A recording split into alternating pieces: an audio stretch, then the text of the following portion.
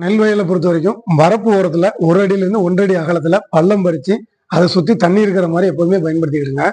அது எதனாலன்னா எலி வலையில இருந்து வெளில வரும்போது நீந்தினாலே அதுக்கு குளிரும். பாத்தீங்கன்னா எலி தண்ணியில வந்து குளிர ஆரம்பிக்கும்.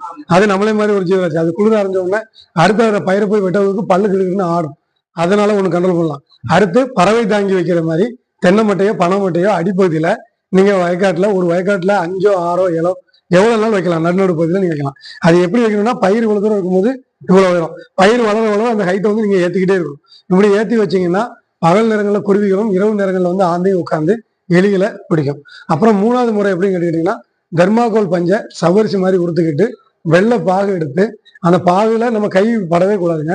5 ரூபா 10 ரூபாய் கிளவுஸ் வாங்கி கூட இது பண்ணிக்கோங்க. இல்ல குச்சி வச்சு கிளறிக்கங்க. அப்படி கிளறி விட்டுக்கிட்டு அந்த பாகு முழுசும் அந்த பஞ்சுல நனைவு மாதிரி ஆயிடுச்சு மஞ்சள் கலர்ல ஆயிடுச்சுன்னா அதை வரப்பு ஓரங்களை நீங்க வீசி விட்டீங்கன்னா என்னாகும்? பஞ்சை எலி சாப்பிட்டுட்டு உள்ள போய் ஜீரணமாகாம எலி இற எடுக்க முடியாம செத்துப்போம். 4வது உங்களுக்கு நெல் வயல்ல 70 75 80 பொதி வரும். பொதினா அந்த கிளம்பி வர்றது.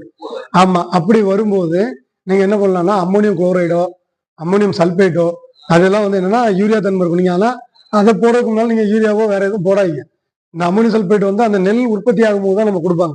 இந்த அம்மோனியம் சல்பேட் வந்து பாத்தீங்கன்னா சீனிக்காரம் தூள் மாதிரி இருக்குங்க. பாத்திருக்கீங்களா? அம்மோனியம் குளோரைடு அம்மோனியம் சல்பேட்லாம் நீங்க பயன்படுத்திக்கவே மாட்டீங்கன்னு நினைக்கிறேன்.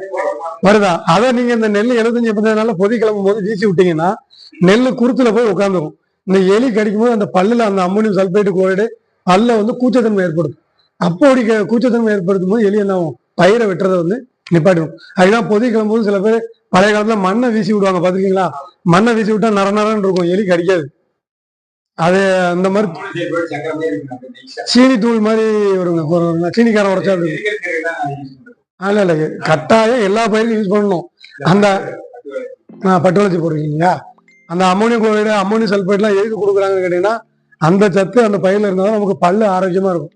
நீங்க எல்லாம் போடுறது கூட போய் தான் எல்லாருக்கும் பல்லு 40 வயசு 30 வயசுல விழுந்துருது. கேள்விப்பட்டீங்களா?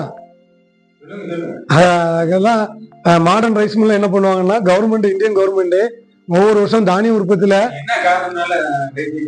அந்த சல்பேட் சத்து குறைபாடு அம்மோனியம் சல்பேட் நம்ம முன்னால நம்ம காலத்துல அதிகமா போட்டாங்க. கூட்டுறவுல வச்சுட்டு உங்களை தாங்குவாங்க. ஐயா கூட்டுல இருந்தாலும் தானே மூடை வச்சு வாங்கிங்கன்னு தள்ளுவாங்க. ஐயா சார் நீங்க வாங்க, முக்கியமா உங்கள்ட்ட ஒரு 2 3 கேள்வி கேட்க வாங்க. அதனால அம்மோனியம் சல்பேட்டு அம்மோனியம் குளோரைடு எல்லாம் கிடைச்சா நெல்லுக்கு கட்டாயம் ஒரு தடவை ஏக்கருக்கு 50 கிலோ யூஸ் பண்ணுங்க. அது ரேட்டு கூட தான் 1300 ரூபா போல வரும்.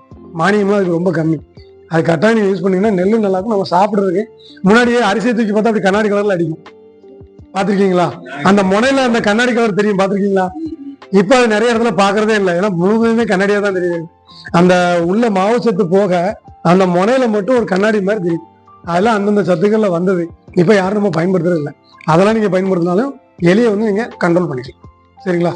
அது மாதிரி பாம்பு தான் இப்ப ரொம்ப ரேர் தான். நானும் இந்த ஊர்ல வந்து 6-7 மாசம் ஆச்சு. சித்தரி மலையெல்லாம் சுத்தம் பாம்பு ஒரு நாள் கூட என் கண்ணில் படல. காரணம் அதெல்லாம் நம்ம முடிஞ்ச அளவு நம்ம நிறைய பண்ணிட்டோம். அப்புறம் என்னன்னா மயில் அதிகமா இருக்கு இல்லையா? மயில் அதிகமா இருக்கனாலே அது வெளிப்படாது. மயில் அதிகமா இருக்கனாலே வெளிப்படாது. இப்படி நீங்க எலியை கண்ட்ரோல் பண்ணிக்கலாம். சரிங்களா? சார் பேச வந்ததுக்கு அப்புறம் அவங்களும் பேசும். வேற இன்னமும் யோசனை